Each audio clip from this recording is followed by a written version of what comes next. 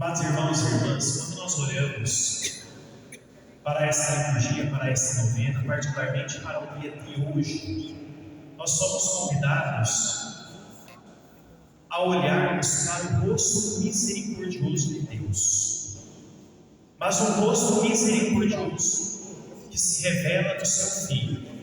E hoje aqui nós temos essa imagem esfacelada, do Senhor manietado, do Senhor bom Jesus, que diante do sofrimento, que diante de sua dor, nos oferece a vida.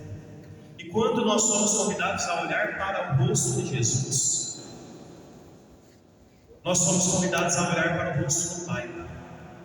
E ao sermos convidados a olhar para o rosto misericordioso do Pai, somos convidados a olhar para o rosto amoroso do Filho.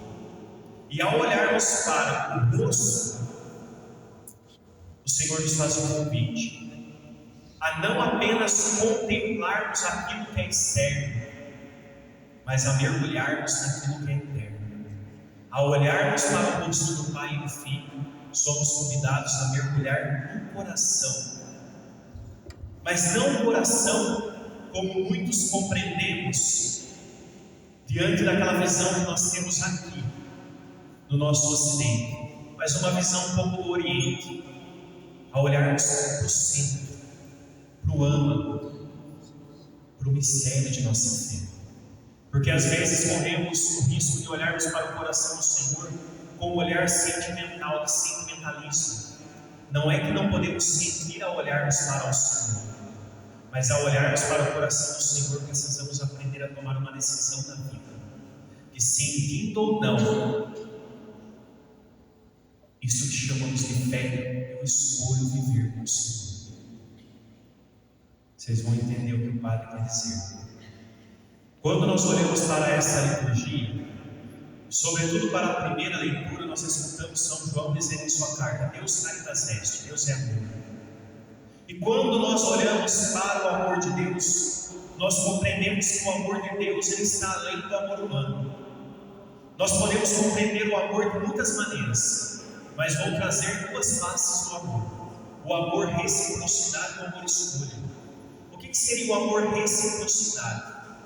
Que não é o amor de Deus. O amor reciprocidade é: eu dou se eu recebo. Se alguém me amar, eu vou amar. Se alguém me respeitar, eu vou respeitar. Se alguém me perdoar, eu vou perdoar. Se alguém se doar a mim, se entregar a mim, eu vou me doar e vou me entregar. Se alguém fizer isso, eu vou fazer aquilo. Isso é amor de reciprocidade. Eu recebo para dar, ou eu dou para receber. Agora, quando nós falamos do amor de Deus, é esse amor que brota no coração de Deus, e é esse amor que nós somos convidados a mergulharmos hoje, é o amor escolha. Se nós pensarmos na relação matrimonial, quem é casado, levante a mão. 99% da igreja. É fácil viver o amor dentro do matrimônio? Não. Todo momento dentro do matrimônio você sente aquele fervor, aquele calor, aquele amor inicial, sim ou não? Não. Pare de ser mentirosos. Não. Muitos momentos que se sente dentro do matrimônio, a vontade de sair correndo, a vontade de dar um tapa, a vontade de brigar, a vontade de puxar a orelha.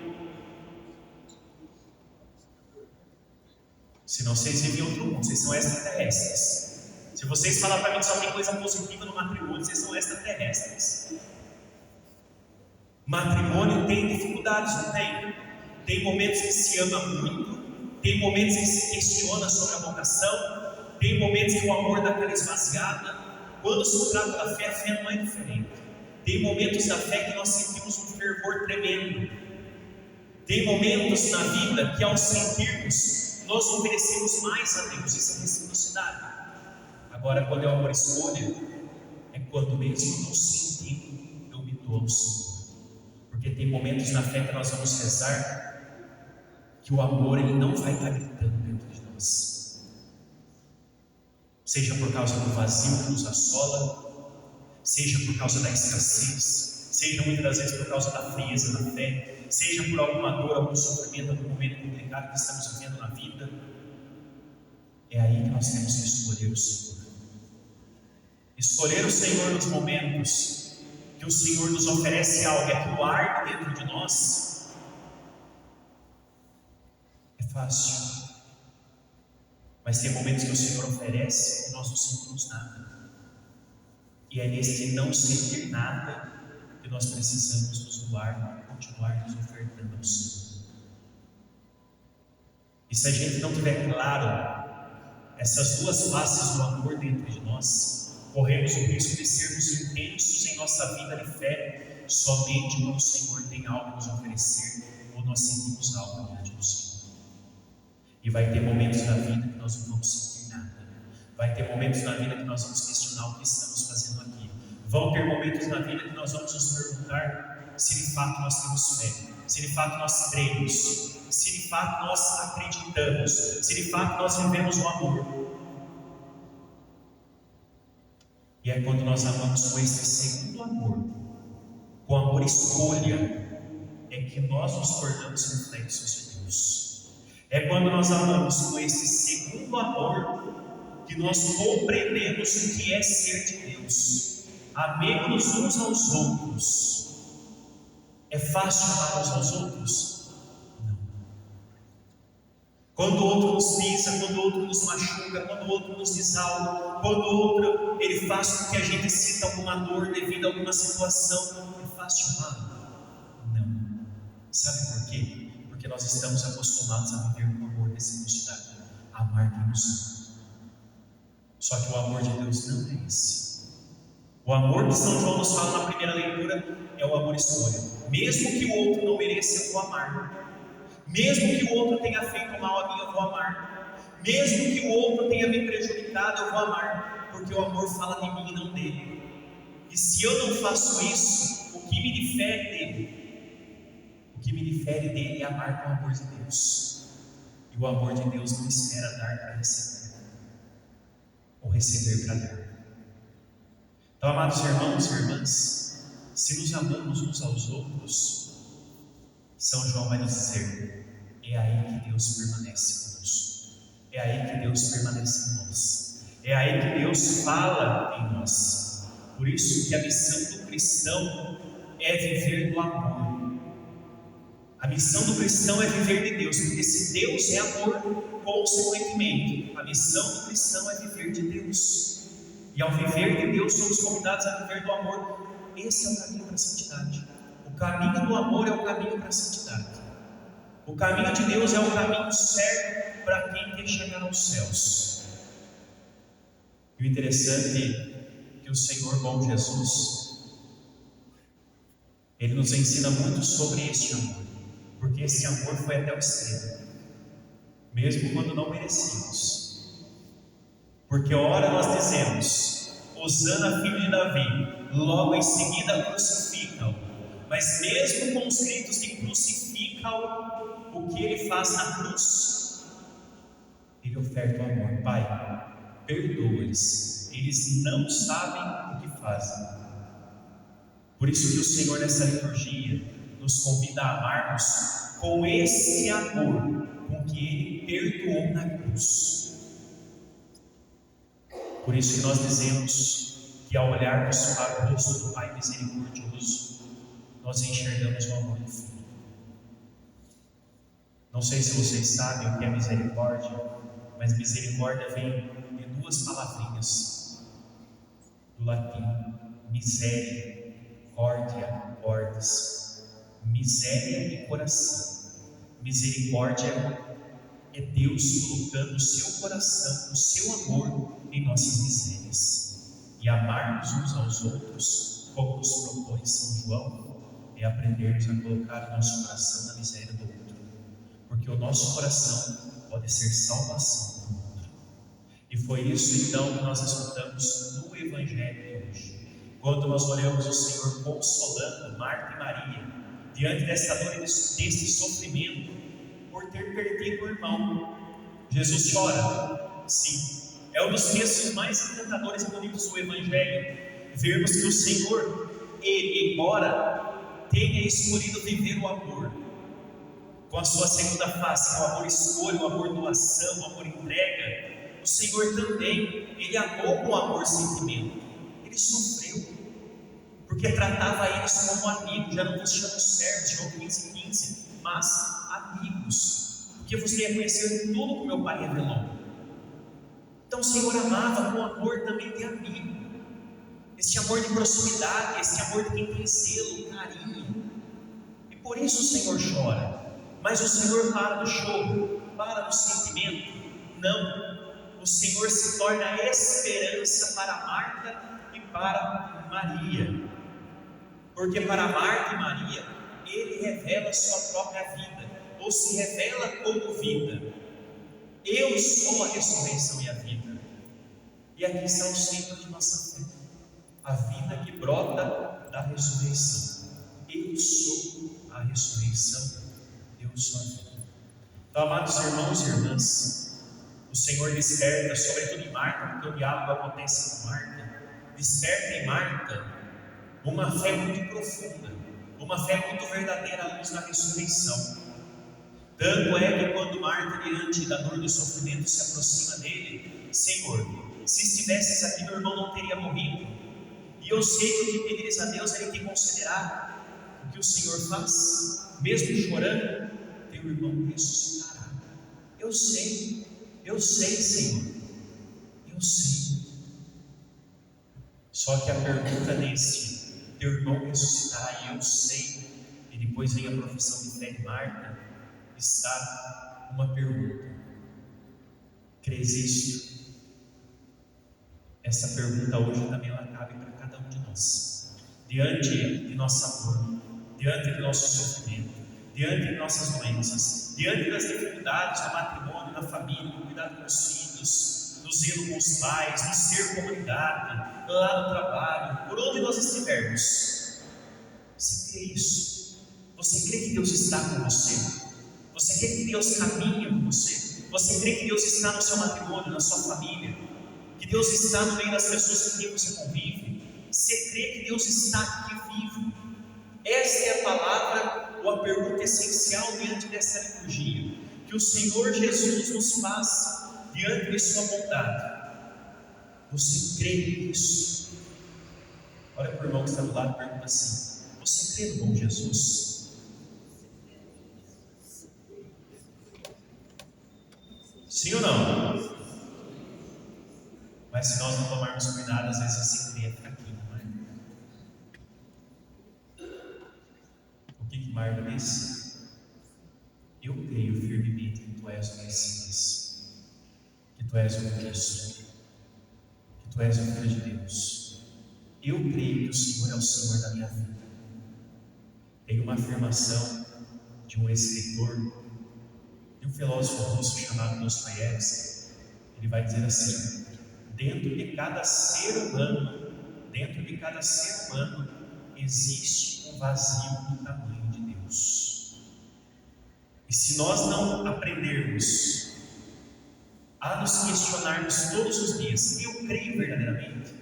Eu corro isso, de nesse local, nesse espaço, nesse centro que cabe Deus, colocarmos outras coisas. E quando colocamos outras coisas, é aí que nossa fé vai esfriando, é aí que nossa fé vai perdendo sentido, é aí que nós vamos nos distanciando do Senhor com Jesus. Por isso Ele pergunta a nós esta noite: você crê isso? Eu sou o centro da tua vida, da tua história, das tuas escolhas, seus passos. Você crê isso? Nesse vazio que existe dentro de você, tem lugar para mim?